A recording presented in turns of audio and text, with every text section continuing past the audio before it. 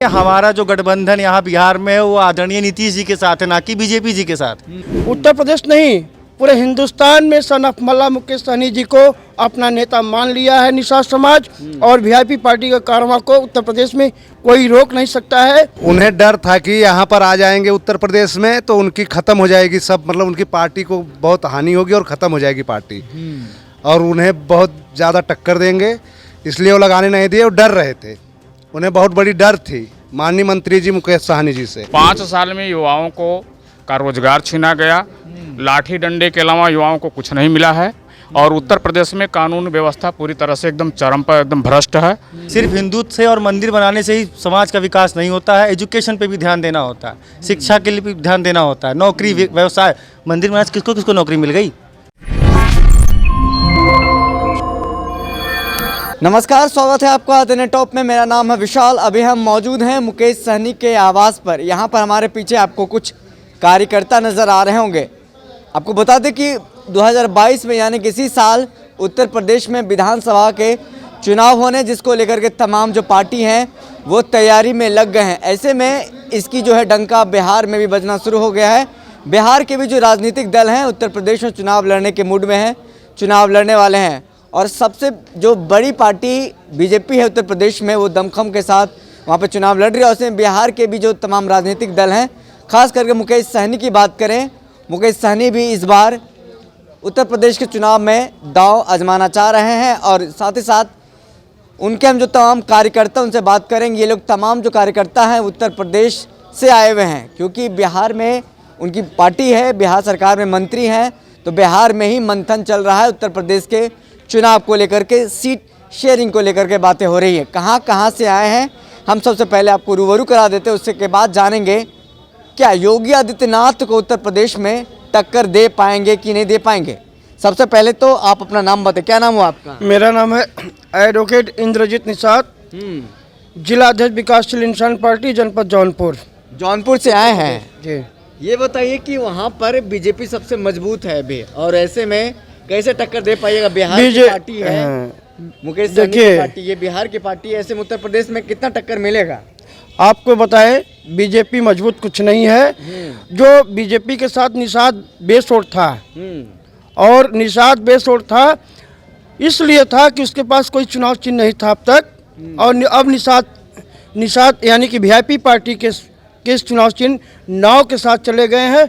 उत्तर प्रदेश नहीं, पूरे हिंदुस्तान में सन ऑफ मल्ला मुकेश सहनी जी को अपना नेता मान लिया है निषाद समाज, और वीआईपी पार्टी के कारवां को उत्तर प्रदेश में कोई रोक नहीं सकता है।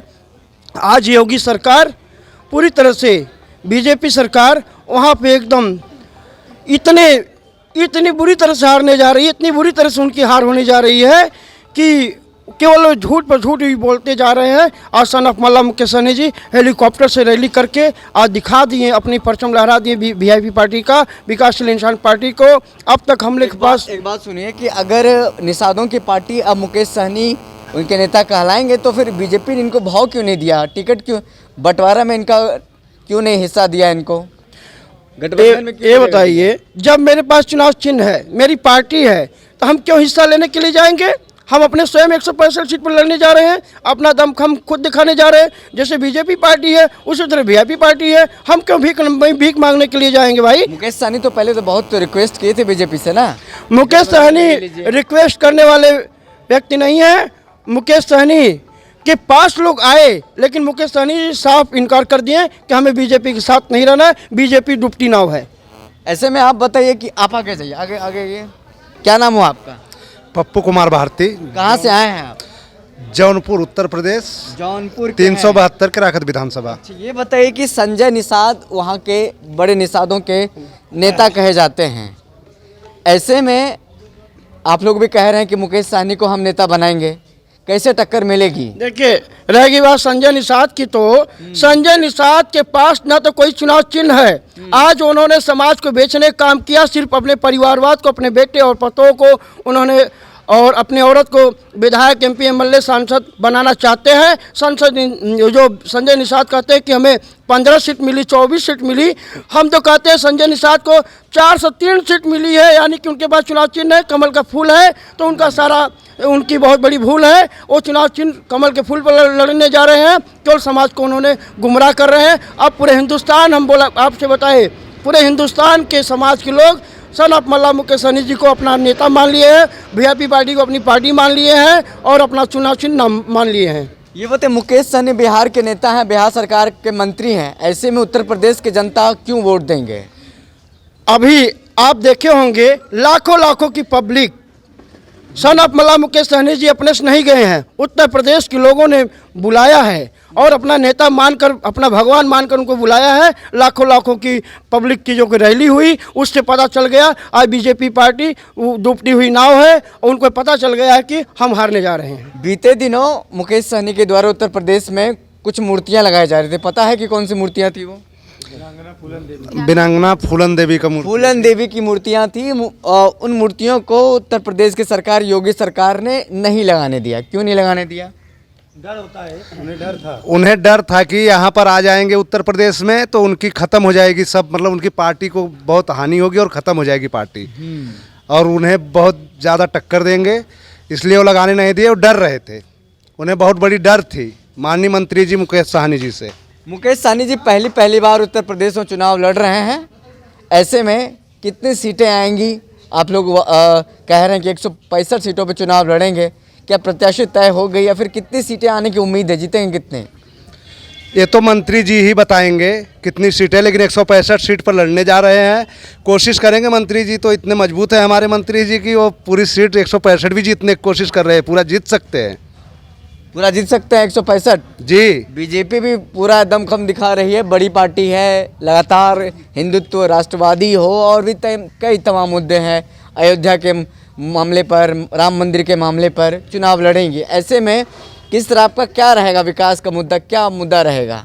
ये तो राम मंदिर बनवा के सबको बहकाए हैं, ये तो सबका, हाँ, बहका के सबका वोट लेने का खाली बहाना है ये।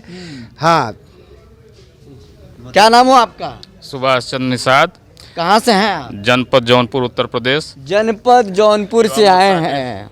विकासशील इंसान पार्टी के प्रदेश ये बताइए कि आप लोगों का एजेंडा क्या है? BJP का एजेंडा हिंदुत्व का एजेंडा है, राम मंदिर उन्होंने बनवाया है, बनवा रही है, और कई ऐसे मसले हैं, राष्ट्रवादी, तमाम ऐसे मसले जिसको लेकर के चुनाव लड़ रही है और वोट कहा जा रहा है एक तरफा मिलेगा उनको। ऐसे में आप लोग कहाँ टिकते हैं? हम पूरी तरह से मजबूती से वहाँ चुनाव लड़ने जा रहे हैं। उत्तर प्रदेश में 5 साल में वर्तमान भाजपा की सरकार जो है, जैसा कि हम यूथ में हैं और वो प्रदेश युवाओं का प्रदेश है, 5 साल में युवाओं को का रोजगार छीना गया, लाठी डंडे के अलावा युवाओं को कुछ नहीं मिला है, और उत्तर प्रदेश में कानून व्यवस्था पूरी तरह से एकदम चरम पर, एकदम भ्रष्ट है। कानून व्यवस्था की स्थिति बहुत ही अत्यंत दयनीय है। योगी जी तो कहते हैं कि कानून व्यवस्था बहुत अच्छा है, वहाँ पे बेटियों को बचाया जाता है, सुरक्षा है, महिला सुरक्षा है। उत्तर प्रदेश में आप कह रहे हैं कि कानून नहीं है। 5 साल का इतिहास उठा करके उत्तर प्रदेश का आप देख लीजिए ना, हाथरस का वाल्मीकि हाथरस का कांड हो या उन्नाव का कांड हो, बेटियां सुरक्षित बिल्कुल नहीं है, बल्कि बेटियों के खिलाफ लगातार उत्पीड़न हो रहे हैं, और उत्तर प्रदेश में बेटियां पूरी तरह से असुरक्षित है और रोजगार है ही नहीं। और वहाँ पर जो देश युवा जो है पूरी तरह से BJP गवर्नमेंट के खिलाफ है। इस बार 15% जो है, जो मछुआ समाज, जो अनुसूचित जाति की लड़ाई लड़ रहा है, वो VIP पार्टी के साथ है, प्लस युवाओं का जो वो बड़ा जो एक सैलाब है, इस बार उत्तर प्रदेश के में भारतीय जनता पार्टी के खिलाफ जो है वोट करने जा रहा है। और अगले 10 मार्च को उत्तर प्रदेश में योगी भी चुनाव हारेंगे और भारतीय जनता पार्टी बहुत बुरी तरह चुनाव हारने जा रही है। क्या नाम हो आपका? सुमित सिंह, जिला उपाध्यक्ष जौनपुर। जौनपुर से आए हैं तमाम लोग। ये बताइए कि उत्तर प्रदेश में तो मुख्यमंत्री जिस तरह से कह रहे हैं कि पकड़ पकड़ के नौकरियां दी जा रही है लोगों को, नौकरियां की वहाँ कमी नहीं है, क्या वाकई में लोगों को, वहाँ युवाओं को पकड़ पकड़ के नौकरियां दी जा रही है? आपको नौकरी मिला है कोई? मैं भी युवा ही हूँ। अच्छा। और अभी तक तो नौकरी का कोई ऐसा लेना देना नहीं रहा। अभी कुछ देर पहले आपने 2-3 सवाल पूछा, मुद्दा डाला कि राष्ट्रवाद पे वो वोट लड़ रहे हैं, टिकट मतलब अपना एजेंडा उनका चल रहा है। हिंदुत्व को जो हिंदुत्व होता है, को एजेंडा है। क्या हम लोग हिंदुत्व नहीं है? इसको वेरीफाइड करने के लिए क्या चीज़ है? सिर्फ हिंदुत्व से और मंदिर बनाने से ही समाज का विकास नहीं होता है। एजुकेशन पे भी ध्यान देना होता है, शिक्षा के लिए भी ध्यान देना होता है, नौकरी व्यवसाय। मंदिर बनाने से किसको किसको नौकरी मिल गई? कितने लोग व्यवसायिक हो गए? कितने लोग का घर चलने लगा? ठीक, अब बात करते हैं कानून व्यवस्था की। कानून व्यवस्था की वो हालत है कि आप थाने पर चले जाइए, आपसे इज्जत से बात नहीं हो सकती। ठीक है, आप खुद अपराधी हो जाएंगे अगर आप किसी भी चीज़ का आवेदन लेकर जा रहे हैं। आप खुद अपराधी, क्योंकि उनको बात करने का ढंग नहीं है। इन्होंने खुला छूट दे दिया है। यूपी की जितनी भी पुलिस है, मैं उनको सीधे बोल सकता हूँ ये बात। ठीक है, अभी कोई भी काम कार्यक्रम हो, ये कोई भी रैली कर सकते हैं, ये कोई भी मीटिंग कर सकते हैं, लेकिन अदर पार्टी, अदर कोई भी आदमी अगर कोई संगठन काम करना चाहता है तो उनके ऊपर 25 ठो बात लग जाती कि प्रोटोकॉल तोड़ा गया, कोरोना प्रोटोकॉल तोड़ा गया, उल्लंघन किया गया। Next question please. ये बताइए कि नेक्स्ट क्वेश्चन में ये है कि आप योगी सरकार को इन 5 सालों में कितना नंबर देना चाहेंगे? अगर आप नंबर देते हैं तो क्या है? आई थिंक मेरे पास तो नंबर ही नहीं है उनको देने के लिए, क्योंकि तो नंबर होगा 1, 2, 3, 4 या 10। उसको आप माइनस पे ले लीजिए। माइनस पे ले लें? बिल्कुल हाँ। विकास सिर्फ मंदिर मस्जिद और ये सब चीज़ों से विकास नहीं होता है। ठीक है, एजुकेशन देखिए, पब्लिक क्या चाहती है, जनता को क्या चाहिए, क्या नहीं चाहिए। सबसे बड़ा रोजगार, कितने लोग को रोजगार दिए? देखिए, प्रोपोगेंडा फैलाने से, सोशल मीडिया पे, आईटी सेल पे मजबूत हो जाने से, हर हर मोदी, घर घर मोदी करने से ही सब कुछ नहीं होता है। जमीनी स्तर पे भी काम करना होता है। ठीक है, सोशल मीडिया से ही सारी एडवर्टीजमेंट कर रहे हो आप, इससे नहीं होता है। तो शुरू में तो आप लोग बीजेपी के साथ सट रहे थे, जब भाव नहीं मिला तो फिर ऐसा राग अलाप रहा, ऐसा का है? बिल्कुल ऐसी बात नहीं है। हमारा जो गठबंधन यहाँ बिहार में है वो आदरणीय नीतीश जी के साथ है, ना कि बीजेपी जी के साथ। हमारा नीतीश जी के साथ चल रहा है और हमने भाव देने वाली कोई ऐसी बात नहीं थी भाई। वो भी एक हाँ, बिहार में जो मंत्री हैं 18 महीने के लिए मंत्री हैं, कुछ दिनों में इनका मंत्री पद चला जाएगा। अगर एमएलसी से ये हट जाते हैं, खत्म हो जाएगा इनका एमएलसी का समय, तो ये हट जाएंगे। फिर अब क्या करेंगे? बीजेपी के पास ही मांगने के लिए जाना पड़ेगा आपको। क्या सपा गई बीजेपी के पास मांगने? क्या मायावती जी गई बीजेपी के पास मांगने? मांगना ही काम है हमारा। हट जाएगी। सुनिए एक मिनट, मंत्री पद चला जाए, कोई भी पद चला जाए, हक अधिकार के लिए हर कोई लड़ सकता है, उसके लिए मंत्री बनना जरूरी नहीं है। आम आदमी भी लड़ सकता है, आम आदमी भी आंदोलन कर सकता है। फिर हम मंत्री बना लेंगे, हम तो सीएम बनाएंगे उनको, आगे चलकर दिल्ली तक जाएंगे। बिल्कुल। क्या नाम हो आपका? जी ओम प्रकाश बिंद, ओम प्रकाश। जौन- ये बताए कहाँ से हैं आप? जौनपुर जिले के मुंगरा जौनपुर बादशाहपुर लोग आए हैं क्या? जी मुंगरा बादशाहपुर विधानसभा क्षेत्र। अच्छा अच्छा। जी, ये जी। बताइए कि उत्तर प्रदेश में योगी सरकार का क्या हाल है, कैसे देखते हैं वो उनको? देखिए अभी तक जो है मुंगरा विधानसभा बादशाहपुर को छोड़ दीजिए, पूरे उत्तर प्रदेश में निषाद बिंद मल्लाह मछुआ समुदाय के लिए अभी बीजेपी सरकार या कोई भी सरकार कुछ भी नहीं किया है। वादा करते हैं कि हम ये करेंगे, आपको आरक्षण देंगे, आपको नौकरी देंगे, शिक्षा में अच्छा सुधार होगा, लेकिन अभी तक देखने में ऐसा कुछ नहीं आया। 5 साल बीत गया, अभी तक कोई मतलब एक तरह से कह लो लाभ नहीं मिला। तो अभी देखिए मसीहा बन के जा रहे हैं हमारे ये मुकेश सहनी जी, तो हम लोग इनके समर्थन में खुले हैं। हम लोग सामाजिक कार्यकर्ता हैं मुंगरा बादशाहपुर विधानसभा क्षेत्र से, और हम लोग वहाँ से अपना उम्मीदवार भी लड़ा रहे हैं, और पूरे उत्तर प्रदेश में जो है जोर शोर के साथ प्रचार प्रसार हो रहा है। चलिए, क्या नाम हो आपका? मैं तो यही से हूँ, सिवान से, भीम भारती। सिवान से हैं, भीम भारती नाम है। जी, ये बताइए बिल्कुल। कि उत्तर प्रदेश में आप लोग चुनाव लड़ रहे हैं, जी बिल्कुल।